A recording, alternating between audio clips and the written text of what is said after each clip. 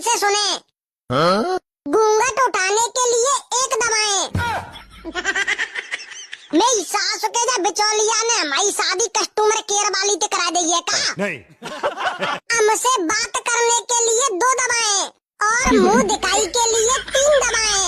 अरे यार ये कहाँ फंस गया मैं? सही कहा था मम्मी पापा ने कि शादी मत करे मत करे। देवी जी मुझे तुमसे छुटकारा पाना है, इसके लिए क्या करें? छुटकारा पाने के लिए आपके अकाउंट में पर्याप्त बैलेंस नहीं है, कृपया करके पहले अपने अकाउंट को 10 लाख रुपए से रिचार्ज कराएं और